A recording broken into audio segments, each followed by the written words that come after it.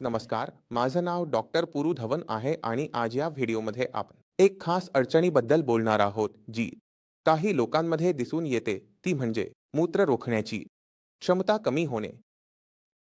आता तुम्हाला लघवी येत आहे. तुम्ही मला थांबवू शकत नसाल तर ते बाहेर पडेल. आता मूत्र बाहेर पडण्याची अनेक कारणे आहे. पहिलं कारण म्हणजे तुम्हाला मूत्र येत आहे जोरात, पण तुम्हाला चालण्याची क्षमता नाही. त्यामुळे ते रस्त्यातच बाहेर पडतं. दुसरं कारण म्हणजे मूत्राची भावना झाली. तुम्ही उभे राहिलात आणि ते झटक्यात बाहेर पडले. हे असं होतं कारण स्नायू कमकुवत होत आहे. तिसरे कारण म्हणजे मस्तिष्क इतकं कमकुवत झालं आहे की तुम्हाला मूत्र वॉशरूममध्ये जाऊन करायचं आहे. हे असं होतं कारण आमचे जे स्नायू आहेत, जे रक्त मूत्राला धरून ठेवतात, ते कमकुवत होत आहेत. तिसरं कारण म्हणजे तुमचं मस्तिष्क इतकं कमकुवत झालं आहे की तुम्हाला मूत्र वॉशरूममध्ये जाऊन करायचं आहे. ही क्षमता समजून घेण्याची क्षमता गेली. ते 3 मुख्य कारण आहेत. महत्वाचे कारण आम्हाला कोणत्याही रुग्णात दिसून येते. जिथे मूत्र लीक होण्याची समस्या असलेल्या रुग्णाचे घरचे लोक येतात, की मूत्र रोखू शकत नाहीत. ते सर्वात पहिले काम म्हणजे मूत्र बाहेर पडण्याचं कारण काय आहे हे समजून घेणं. कपड्यांमध्ये तर सर्वात आधी क्रॉस क्वेश्चनिंगने होईल. म्हणजे आपण प्रश्न विचारणार आहोत की अडचण कुठे आहे. तर काहीतरी तर आम्हाला रुग्णाला पाहून समजतं की रुग्णाची चालण्याची क्षमता किती आहे. तो चालू शकतो का की नाही चालू शकत. चांगलं रुग्णाकडून जेव्हा आपण विचारतो की तुम्हाला कसं समजतं, तेव्हा ते म्हणतात होय मला समजतं. आणि मग तो त्याच्या लक्षणांचे वर्णन करत आहे. वेगवेगळ्या पद्धतीने काही लोक म्हणतात की मी उभा राहतो आणि ते बाहेर पडतं. तर इथे स्नायू कमकुवत होत आहेत. आता दुसऱ्याला विचारतो, तो काही उत्तर देऊ शकत नाही. काही रुग्ण असतात ज्यांच्याशी आपण बोलत असतो, पण आपण थेट प्रश्नाचं थेट उत्तर अपेक्षित करत असतो. काहीही उत्तर देत आहे म्हणजे लॉजिक सिस्टीम खराब झाली आहे. इथे आम्हाला समजतं की जो रुग्ण आहे तो या स्तरावरून गेलेला आहे. लहान मुलांप्रमाणेच त्यांचा मेंदू देखील युनियन सांगण्यास सक्षम नसतो. यामुळे त्यांचं मस्तिष्कही मागे गेलं आहे. जिथे ते त्यांच्या मूत्राच्या समस्येबद्दल किंवा मूत्राबद्दल सांगू शकत नाहीत की मला जावं लागेल की मी जाऊ का? तर या पद्धतीने जेव्हा आपण प्रश्न विचारतो, तेव्हा आम्हाला समजतं की मागचं कारण काय आहे. आता जेव्हा आम्हाला कारण समजलं, तेव्हा त्यानुसार आमची पुढची थेरपी अवलंबून असते. आधी सुरुवात करूया. सर्वात पहिले जर कोणाची स्नायू कमकुवत असेल तर त्यावर आपल्याला काय करायचं आहे.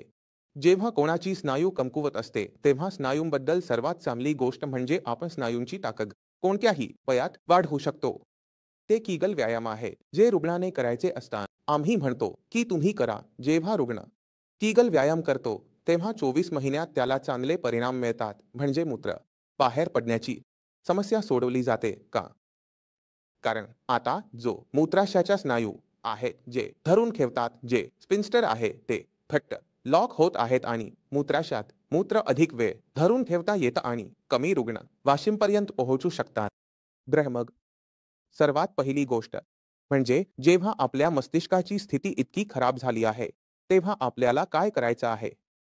जेव्हा आपला मस्तिष्क हे सांगू शकत नाही की मूत्र येत आहे, तेव्हा आपल्याला मस्तिष्कावरच काम करावं लागतं. इथे जर आपण कीगल व्यायाम करायला सांगितले तरी पोटाला काहीही आराम मिळणार नाही आणि रुग्णाला कीगल व्यायाम करायला लागेल कारण जर आपण समजावूनही दिलं तरी ते करण्याच्या स्थितीत नसतात. तर अशा रुग्णांसाठी आपल्याला काय करावं लागतं. आपल्याला फक्त मस्तिष्कावर काम करावं लागतं की मस्तिष्काची जी विकास प्रक्रिया आहे ती सुरू व्हावी. आणि त्यात जी प्रक्रिया आपण वापरतो ती आहे न्यूरोप्लास्टिसिटी. न्यूरो म्हणजे तुमचा मस्तिष्क आणि प्लास्टिसिटी इथे प्लास्टिक नाही. प्लास्टिसिटीमुळे पार्किन्सन आणि डिमेन्शिया कमी होतात. जेव्हा आपण मस्तिष्काला मचमोड विकसित करतो तेव्हा आपण काय पाहतो की आमच्या पार्किन्सनच्या लक्षणांमध्ये किंवा डिमेन्शिया येत आहे, हॅल्युसिनेशन्स येत आहेत, ट्रॅव्हर्स येत आहेत, ते कमी होऊ लागतात. आणि या प्रक्रियेत रुग्णाचं लॉजिक पुन्हा मिळवायला सुरुवात होते. रुग्ण स्वतःला व्यक्त करायला सुरुवात करतो. सांगायला लागतो की हो मला मूत्र येत आहे, मला वाशम घेऊन जा. किंवा तो कोणत्याही प्रकारे आवाज काढायला लागतो. जिथे घरच्यांना समजतं की हो यांना काही समस्या आहे तर आपण न्यू पासिडी हेल्पच्या मदतीने यावर थोडं अधिक मेहनत करावी लागते. आता आपण अशा केसांमध्ये येतो जिथे आपल्याला लोकोमोटिव्ह समस्या आहे, म्हणजे रुग्णाला मूत्र येत आहे, मूत्राशयाने धरून ठेवले आहे, वॉशरूममध्ये जाण्यात इतका वेळ लागतो की तो आधीच बाहेर पडतो. तर अशा केसांमध्ये आपल्याला काय करायचं असतं ते पटकन सोडवण्यासाठी आपण एक छोटा काम करतो. आपण फोनमध्ये काही काही मिनिटांनी अलार्म लावून ठेवतो. आता जेव्हा अलार्म वाजेल तेव्हा तुम्ही वॉशरूम बसून येणं आवश्यक आहे. आलं की नाही 10 वेगळं आहे ना. तर त्याचं काय होतं म्हणजे एक छोटा टेम आपल्याला सोल्युशन मिळतं. मूत्र खूप जास्त जमा होत नाही. ही जी समस्या आहे ती रात्री कायम राहते. जर रात्रीची समस्या होऊ नये तर त्यासाठी एक छोटा उपाय म्हणजे तुम्हाला झोपण्याच्या 2 तास आधी म्हणजे 2 तास आधी लिक्विडचा सेवन थांबवावा लागेल. जसे तुम्ही 10 वाजता झोपता तर 8 वाजल्यापासून तुम्ही पाणी पिऊ शकता, दूध पिऊ शकता, चहा पिऊ शकता. ज्याचं तुम्हाला औषधं घ्यायचं आहे ते तुम्ही फक्त थोड्या पाण्यासोबत घ्या किंवा 8 वाजता घ्या आणि 10 वाजेपर्यंत तुम्ही कोणताही लिक्विड घेत नाही. यामुळे काय होतं की तेव्हा आपल्या शरीरात पाण्याचं प्रमाण वाढतं. आता तिथे असलेले सर्व पाणी 2 तासात संपले. आता शरीराकडे कोणतंही अतिरिक्त पाणी नाही. गळा हलका हलका कोरडा होत असेल त्यामुळे पाण्याची गरज भासू शकते. जेव्हा गळा कोरडा होतो तेव्हा आपल्याला पाण्याची तहान लागते. त्यामुळे आपल्याला फक्त थोडं पाणी पिणं आहे, पोटभर पाणी पिणं नाही. असं केल्याने काय होतं की आपल्या रात्रीच्या मूत्र करण्याच्या फ्रिक्वेन्सी संपून जाते. आता एक आणखी समस्या आपल्याला पाहायला मिळते ती म्हणजे प्रोस्टेटची.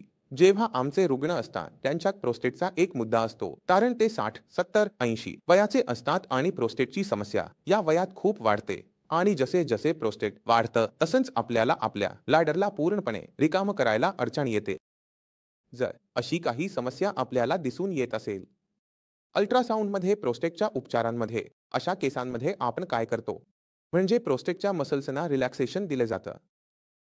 जसे मूत्र पूर्णपणे स्पष्ट होऊ शकेल, आपला ब्लॅडर पूर्णपणे रिकामा होऊ शकेल आणि मूत्र करण्याच्या दरम्यानचा वेळ लांब होऊ शकेल. आणि जेव्हा असं होतं तेव्हा रुग्ण 67 तास झोप न तुटता आरामात झोपतो.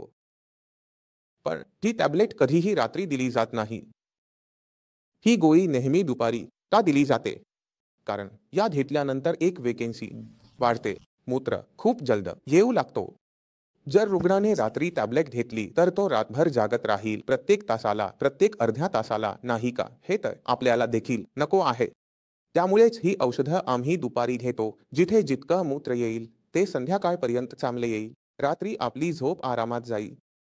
हे लहान लहान ट्रिक्स आहेत ज्या आम्हाला रुग्णांची मदत करण्यात उपयोगी पडतात. लघवीची ही समस्या टाळण्यासाठी आता मला आशा आहे की सर्वांना खूप काही स्पष्ट कल्पना मिळाली असेल. मी आज खूप वेगाने खूप काही समजावण्याचा प्रयत्न केला, पण तरीही काही शंका असल्यास काहीही विचारू शकता. मोस्ट फलकामध्ये आपण येऊ शकता, भेटू शकता आणि याच्यासोबत चालण्याची आज्ञा मागतो. भेटूया पुढील व्हिडिओमध्ये. तोपर्यंत नमस्कार.